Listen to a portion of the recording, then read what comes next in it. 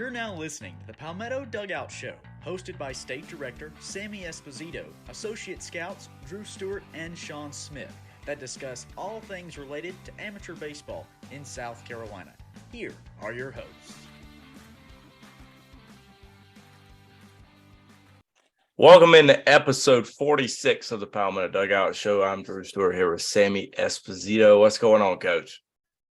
Coach, just fired up, ready for some border battle to crank up. We're one day away. One of the biggest events of the summer. We're one day away, and Mr. Espo is not busy at all right now. If the camera pans over to him, you might see him typing something and not even looking at the screen. But hey, he's working. Make sure you like and subscribe down below. Comment whatever you want. We don't care. Because we know Omar the tent maker will drop some comments down below. But maybe not this time with Austin not being present today. The vacation director is on vacation. It's the kind of normal how it rolls out. The biggest event of the summer as well. He's on vacation. But it's how it goes, Yeah. Hey, gotta take a vacation sometime. But like I say, a border battle coming up tomorrow at UNC Charlotte, 100 plus kids in attendance. From the totals of South Carolina, North Carolina. Going to be a lot of social media coverage. I believe we have 6 teams, correct, Coach? We do 6 teams, 3 and 3. But we attempted to split them up North and South Carolina by age group as much as we can, but obviously a little bit of mixed roster to try to fill in and make them as even as we can, get some South Carolina kids and the North Carolina team, try to make it a little bit more competitive ultimately when it comes down to it, with these great, South Carolina players there. But it's we had a lot of talent, it's going to be a lot of fun tomorrow. It's going to be sunny and hot, so who cares as long as there's no rain. We're looking good from the weather standpoint right now, but only time will tell, right? So we'll have a nice long day out there at UNC Charlotte and have some fun. Sure to feel good beaming off of that turf too. I'm sure we won't be hot at all. Maybe we'll get some of that Jimmy John's in us, Jersey Mike's, whatever comes across at 12 o'clock tomorrow. We got a Stewie Media employee working tomorrow. Big day. Big day, right? Big things coming after this event as well. But also have other events coming up. We have KC Royal Scout Day on that July 8th down in Lower State in Charleston, as well as Junior Futures and Future Games at the end of July and Top Prospects in August. Some invites have went out for Junior Futures. Big shout out to Blake for the graphics for these Future Games.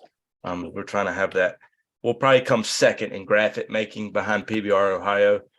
We're getting there. It's pretty strong graphics he's firing out there, and as you guys can see all over the as vacation director Austin likes to call it, the Twitter page. A lot of kids out there retweeting and commenting on this stuff, but it's some high level graphics that are out there right now. So we're fired up to see some of these youngsters that are going to come play for Team South Carolina. So it'll be the graphics are. I'm just looking at one right now. We just got another kid who thanked us and honored for the excitement. But the graphics are through the roof. They're, the kids call them fire.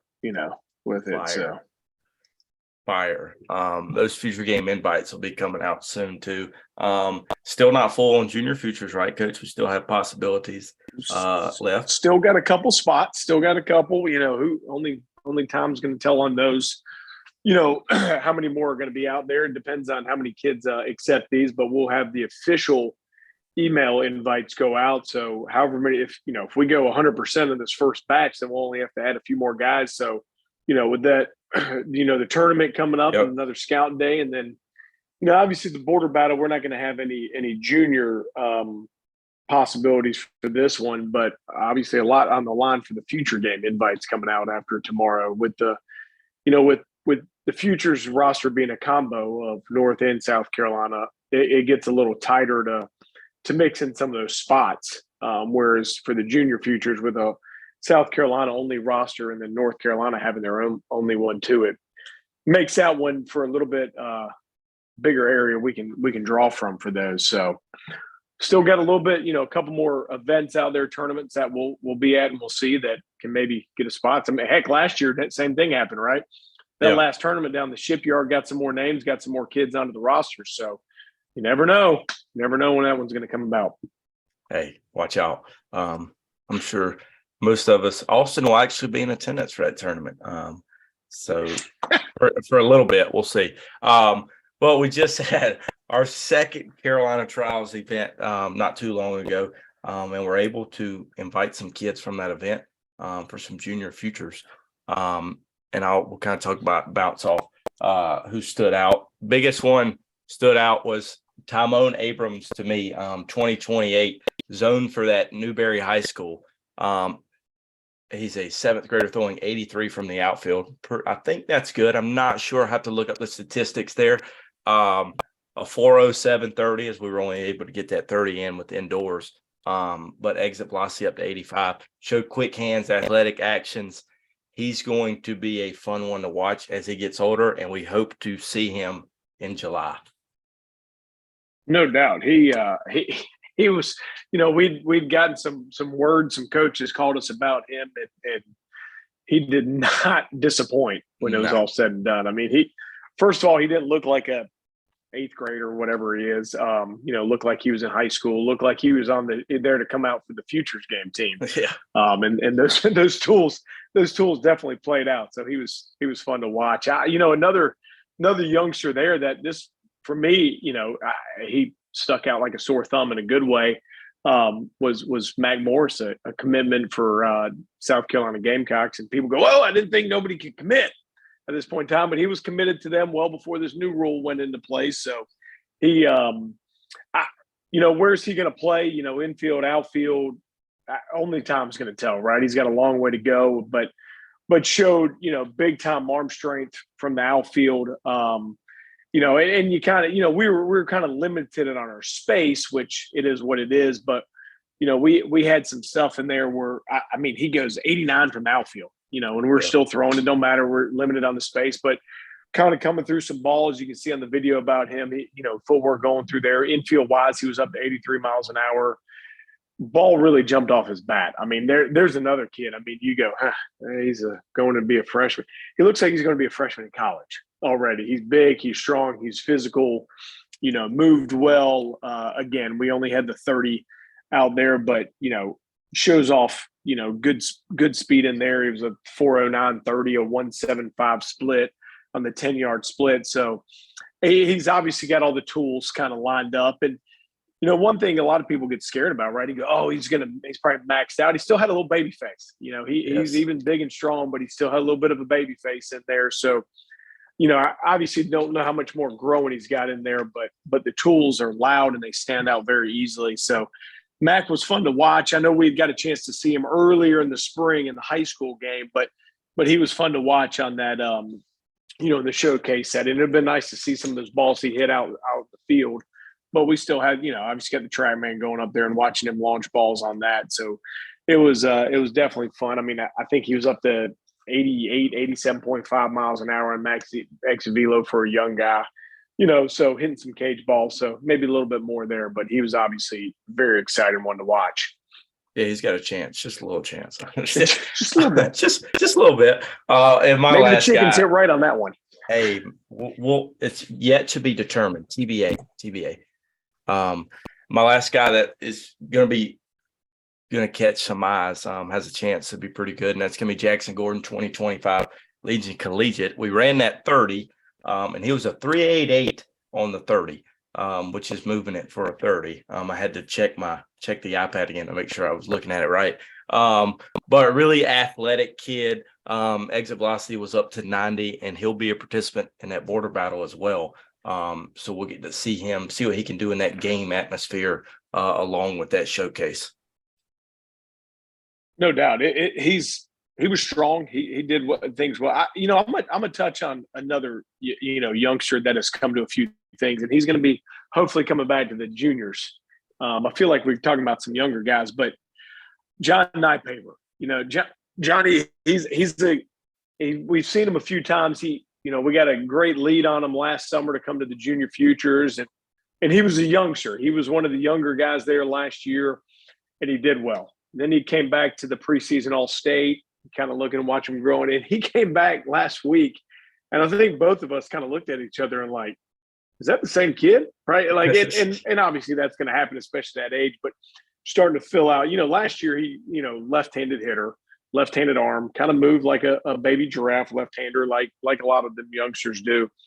But he's starting to fill out and move the right way, and swung the bat well. Ball came out of his hand. I think he was up to around 82 or whatever on the day, and exit velos kind of creeping up there off the bat. But it's all starting to come together for him. And we've talked about it numerous times before. But watching some of these young guys come to events, and I watch them progress over the years, it's kind of exciting to watch. Those fun to do, but.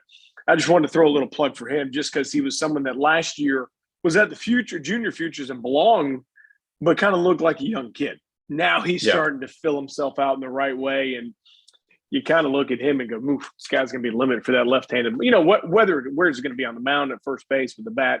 Who knows? Who cares? They got plenty of time to figure that one out. But he's it was fun to watch him keep progressing the right way, and knock on wood, he fills that thing back out with that invite, and we get to see him again down to the juniors again for a year or two.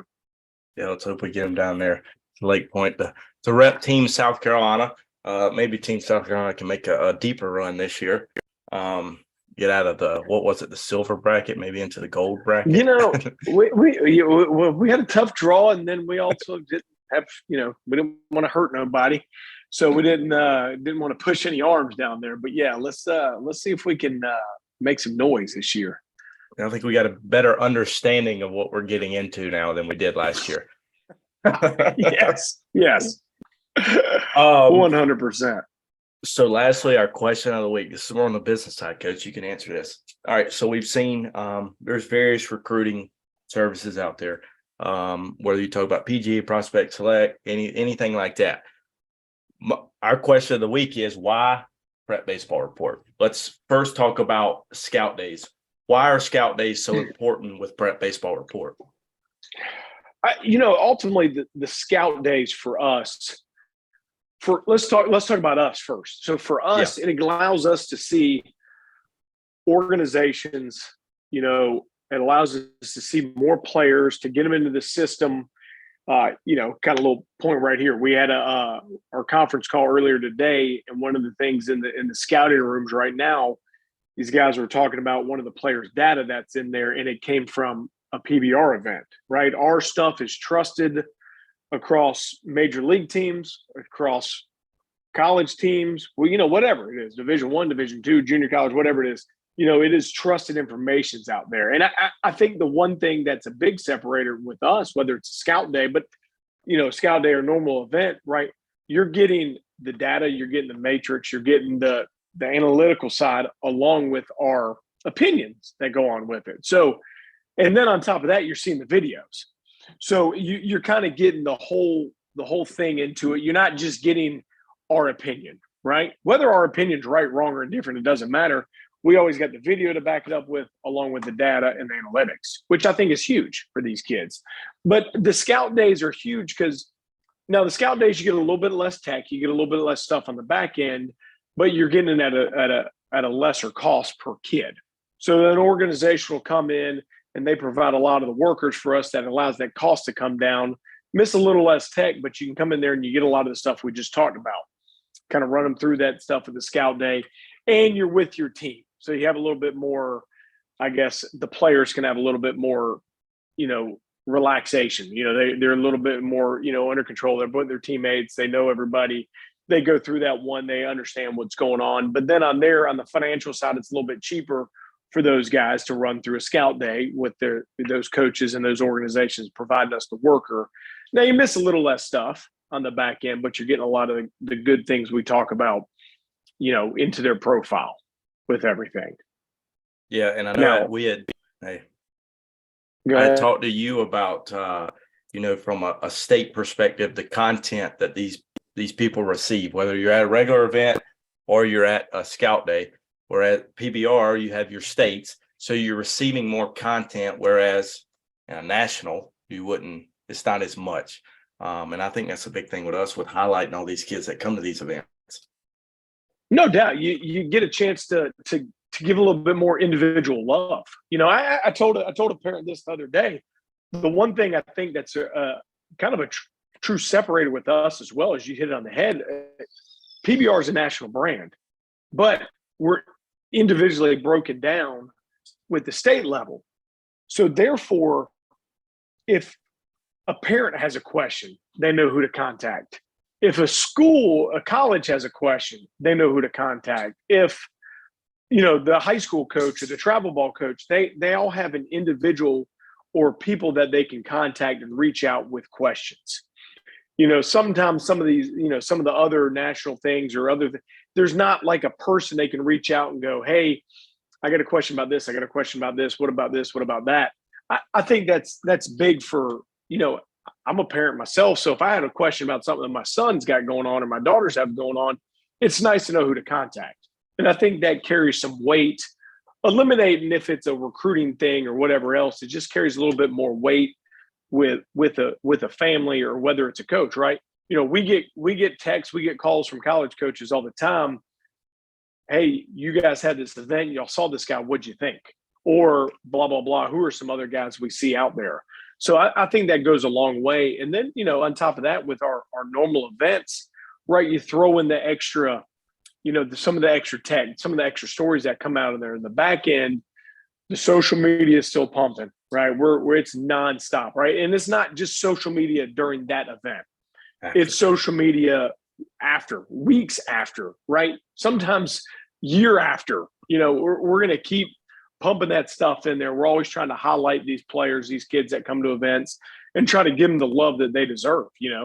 Guy comes out and, heck, we've had a guy that's 106.8 exit velocity. Well, we highlighted him that day. We highlighted him afterwards. We're going to keep highlighting that. That's an impressive number. I don't care who you are. I don't care what you do. That's an impressive number. We're going to keep highlighting that going through there. So, I think what we do as a company, as a state, I think it's something that provides more impact to these players, not only during that event, but for an extended period of time, which I think is huge.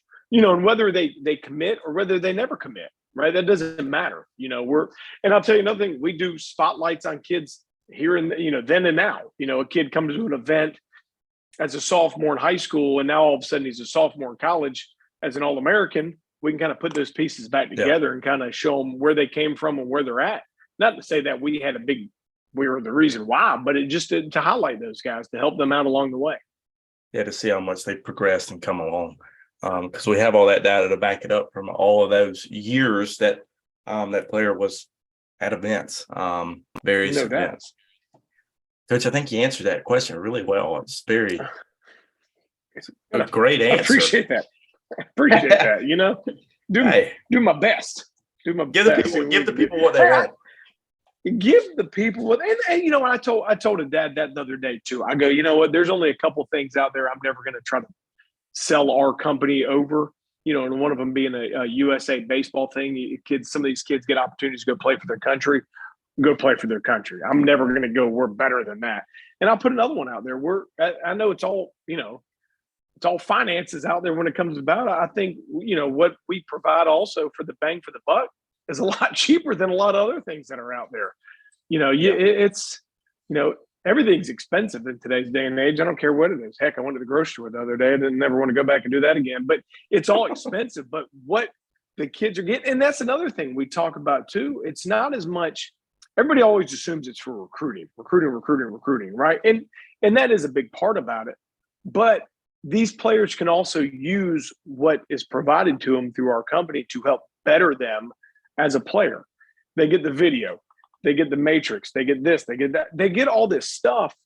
It can help them be a better player, which is the only thing they can really control. Whoever it is, little Timmy comes to our event tomorrow. He can't control whether he's going to get recruited by a certain school or not. He can control how he's going to play and how he's going to perform and how he can better himself down the road. He can take these tools that we have and we provide for him and help himself become a better player, which then might make him get recruited. Who knows? You never know on that one. But it's to me, that's a better piece of the puzzle for these kids than the other thing. Because, right, the better I get, the more opportunities I'm gonna have out there in the future. Whatever level of college baseball it can be. Yeah, they get more extensive metrics and that video, which is big for that progression and development as a player. So hey, I think that's going to wrap us up here as we get ready for a big one tomorrow. So make sure you're following all of those social media accounts. This content's going to be released all throughout the week pertaining to previous events as well as the border battle. I think we're going to have some hot mics rolling. So I'm sure you'll see that out and about. Some of them might be on Mr. Espo. You'll never know. We'll have some mics rolling and content will be released. I'm pretty sure the Twitter page will be blowing up tomorrow. Good old Twitter page. About from 8 a.m. till 8 p.m. or later than 8 p.m. So stay tuned. maybe 11 p.m. Maybe 11 p.m. We might even tweet the gas station we stop at on the way home. Never know. But make sure you stay tuned to all of those accounts. Give us a follow if you do not follow. So from all of us here at PBR South Carolina, have a great week.